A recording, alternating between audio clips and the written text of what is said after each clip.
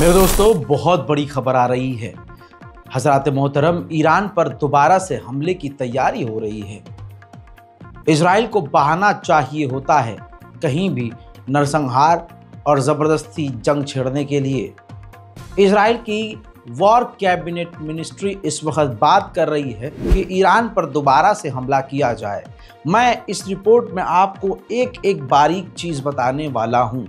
आखिर पहला सवाल ये होता है, आखिर इजराइल दोबारा से हमला करेगा ईरान पर, तो ये उसके अंदर कॉन्फिडेंस कैसे आ रहा है कि अब हमारा ईरान पर हमला कामयाब होगा। लेकिन उनसे भी पहले सवाल ये आता है कि ईरान के ऊपर अब हमला करने के लिए इजराइल के पास बहाना क्या है। दोस्तों, बहाना बहुत बेतुका है। स्क्रीन पर इस वीडियो को देखिए। नेतन्याहू के घर के ऊपर पिछले 2 हफ्ते पहले हमला हुआ था, ड्रोन अटैक हुआ था, इजराइल का डिफेंस सिस्टम फेल हुआ था। हिजबुल्लाह ने बाद में एक्सेप्ट भी किया कि ये हमला हमने किया था, ये ड्रोन हमने दागा था। लेकिन इस हमले का जिम्मेदार ईरान को इजराइल ने ठहराया और ज़बरदस्ती ईरान ईरान ईरान ईरान कर करके ये पूरी क्रोनोलॉजी ईरान पर ही चिपका दी कि ये हमला ईरान ने किया था। हालांकि हिजबुल्लाह ऑफिशियली एक्सेप्ट कर चुका है कि ये हमला हमारा था। तो अब ये बहाना बनाया जा रहा है इजराइल के द्वारा कि नेतन्याहू के घर के ऊपर जो हमला हुआ उसका बदला अभी बाकी है। लिहाजा इस नेतन्याहू के घर पर हुए हमले का बदला हम दूसरी बार, अब जो दोबारा प्लान कर रहा है इजराइल, ये दूसरा हमला हम नेतन्याहू के घर पर हमला करने का बदला लेते हुए करेंगे। हजरात मोहतरम, वहीं बड़ी बात यह है, जो मेन मुद्दा है कि आखिर इतना कॉन्फिडेंस इजराइल के पास कैसे आ गया कि हम दोबारा हमला करेंगे और हमला हमारा कामयाब होगा। ये जो इजराइल ने पहले अटैक किया ईरान के ऊपर 2 दिन पहले, दोस्तों, वो हमला कुछ यूं था कि उस वक्त इजराइल के निशाने पर ईरान के रडार सिस्टम थे, यानी वो सिस्टम जो बताते हैं कि हाँ, किसी तरफ से इनकमिंग मिसाइल है, किसी तरफ से ड्रोन आ रहा है, रडार।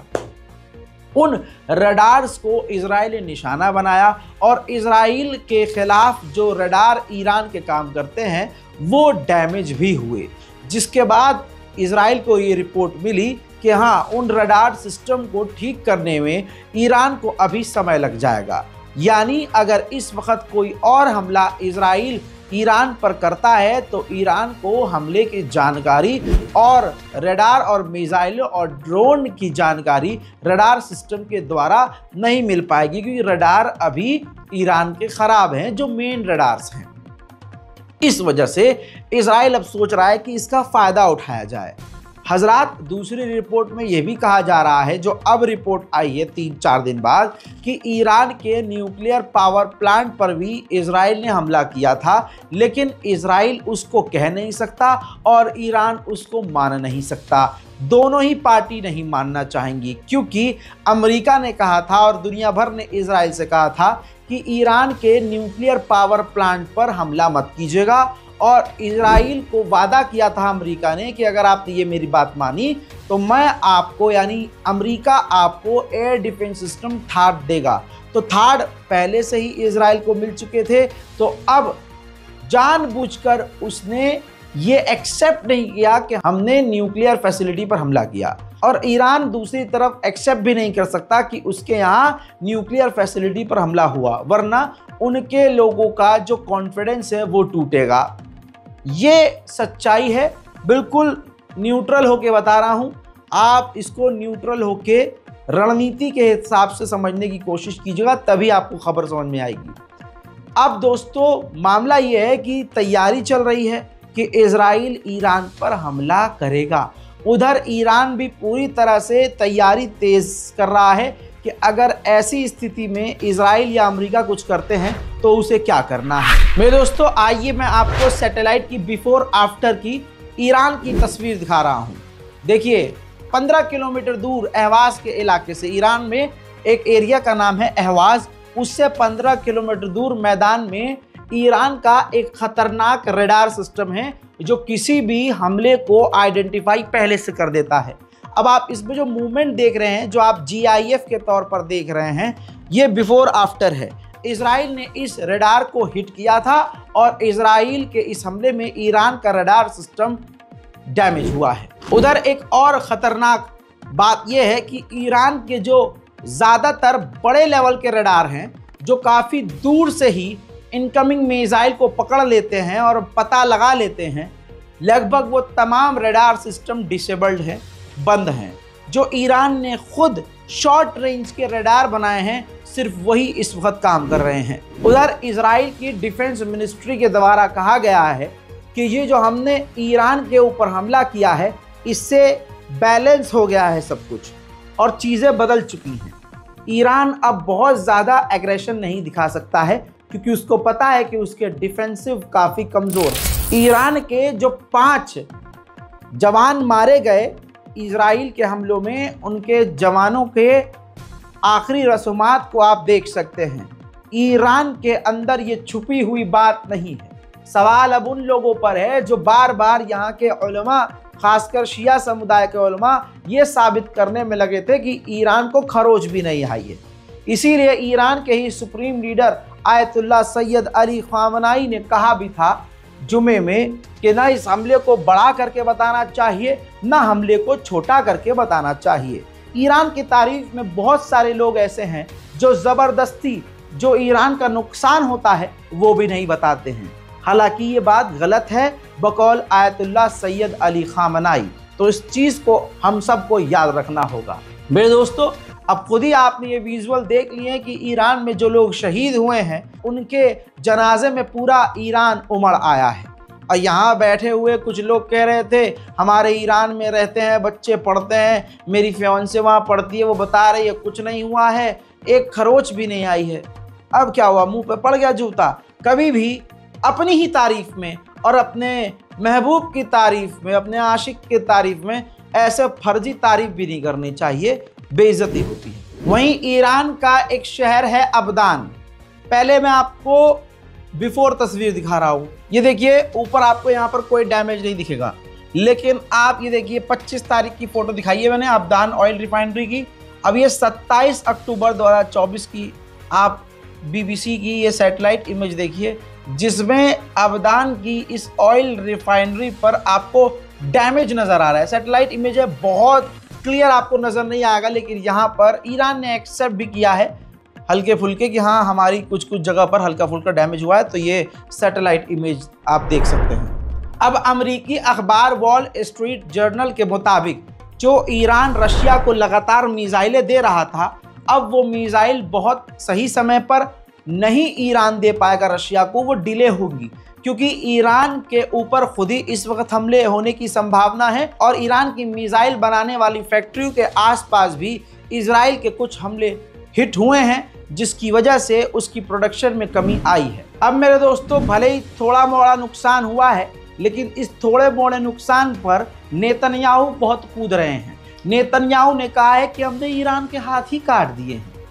समझ रहे हैं? कहते हैं नेतन्याहू के हमने ईरान को कमज़ोर कर दिया है और ईरान अब अपने आप को बचा नहीं पाएगा। उधर नेतन्याहू ने यह भी कहा है कि ईरान न्यूक्लियर बम बना रहा है हमें तबाह करने के लिए, लेकिन हम ऐसा होने नहीं देंगे। साथ में नेतन्याहू ने अब खुद कह दिया है कि इस जंग के बाद हम अरब से, ज़्यादातर अरब देशों से डील कर लेंगे।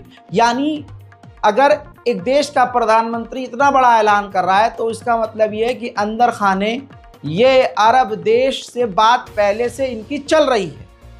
तो इस्लाम को और मुसलमानों को सबसे बड़ा नुकसान, आप खुद गवाह हैं इस बात के, खुद देख रहे हैं, इतिहास जानते हैं कि सबसे ज़्यादा नुकसान मुसलमानों को और इस्लाम को खुद मुसलमानों की गद्दारी से मिला है।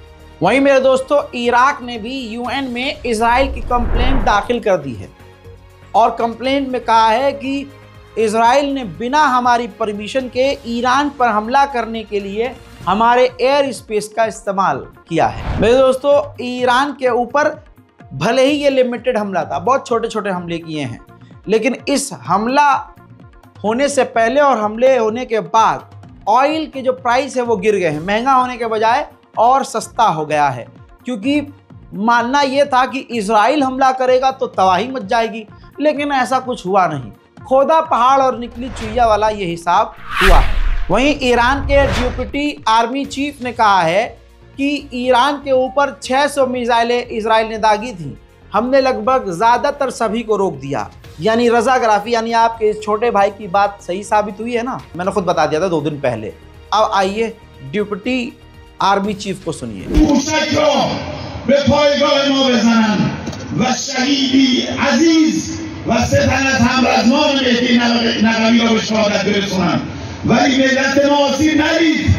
ببینید 600 موشک شلیک شود و ملت آسیب نبیند، یعنی قدرت، یعنی توان نیروهای مسلح।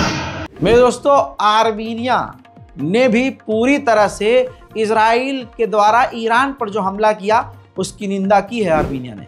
उधर इराक के लड़ाकू संगठन कतायब हिजबुल्लाह ने धमकी दी है कि अमेरिका ने जो एयर स्पेस इस्तेमाल होने दिया और इजराइल की पूरी मदद की ईरान पर हमला करने के लिए, अमेरिका को इसकी भारी कीमत चुकानी पड़ेगी। मेरे दोस्तों, ईरान के जो 5 जवान शहीद हुए हैं उनके घर वालों ने यूएन के चीफ एंटोनियो गुटेरेस को चिट्ठी लिखी और मांग की है कि इजराइल ने जो हमारे लोगों को मारा है, आप इंसाफ कीजिए और इजराइल को सजा दीजिए। मेरे दोस्तों, अभी भी ईरान पर हमले का खतरा मंडरा रहा है।